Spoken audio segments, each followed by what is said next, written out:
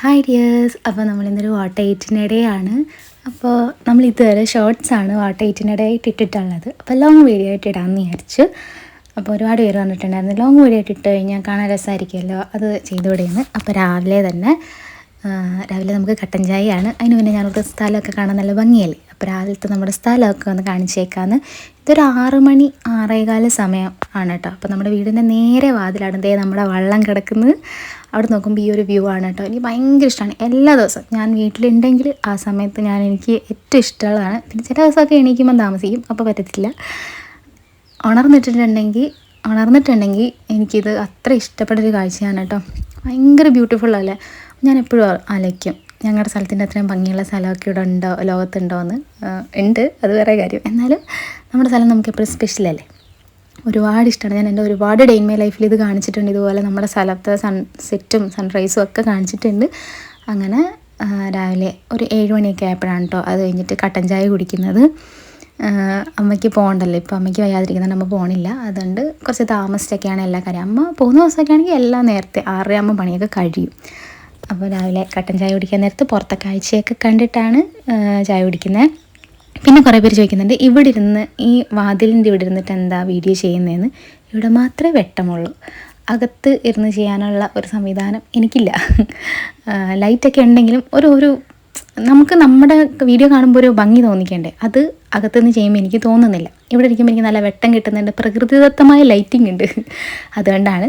പിന്നെ അത് കഴിഞ്ഞിട്ട് രാവിലെ അപ്പവും ബീഫായിരുന്നു. ഇന്നലത്തെ ബീഫായിരുന്നു. കുറച്ച് അമ്മ എനിക്ക് വേണ്ടി വെച്ചിരുന്നതാണ്. ഇതിൽ നിന്ന് കുറച്ച് ഞാൻ ഇനി വൈകിട്ടത്തേക്ക് വെക്കും, എനിക്ക് വൈകിട്ട് കുറച്ച് കഴിക്കാൻ വേണ്ടിയിട്ട്.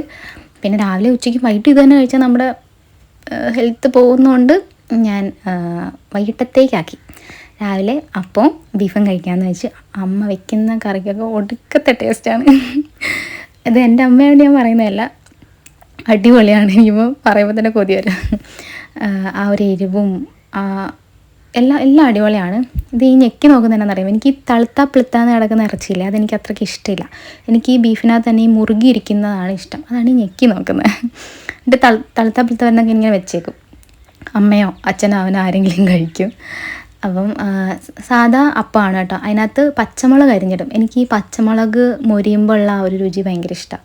അതുകൊണ്ട് ആ ഒരു പച്ചമുളകൊക്കെ അരിഞ്ഞിട്ട് അപ്പവും ബീഫ് കറിയാണ് കേട്ടോ. ഏകദേശം ബീഫൊക്കെ കൂട്ടാൻ തുടങ്ങിയിട്ട് ഒരു 2 വർഷം ആയിട്ടുള്ളൂ. ഇറച്ചിയാണെങ്കിലും മീനാണെങ്കിലും ഞാൻ അങ്ങനെ അധികം കൂട്ടത്തില്ലായിരുന്നു മുമ്പ്. എനിക്ക് എന്തോ ഒരു പേടി പോലെ ആയിരുന്നു, എന്നാന്ന് അറിയില്ല.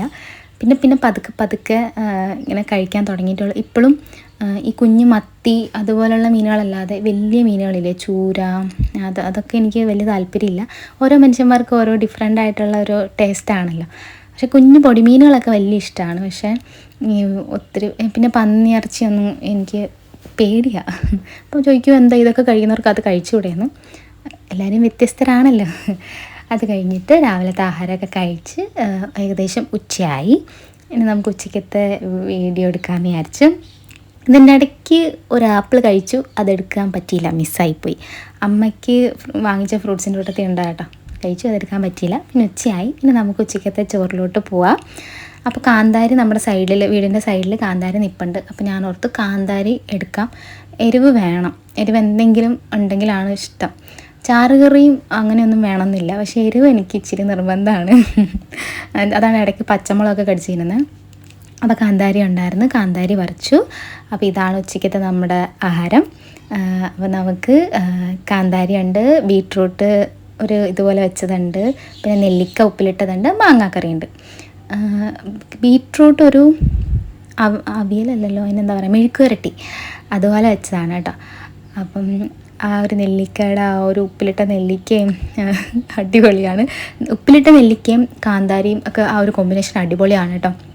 നമുക്ക് ഉപ്പിലിട്ടതിൻ്റെ ആ ഒരു ഇതും ആ ഒരു എരിവും ഒക്കെ ചെല്ലുമ്പം നല്ലതാണ്, സുഖമായിട്ട് നമുക്ക് ചോറുണ്ണാൻ പറ്റും. ബീട്രൂട്ടിൻ്റെ മെഴുക്കുരട്ടിക്ക് ഒരു മധുരം, ആ ഒരു ടേസ്റ്റാണ്.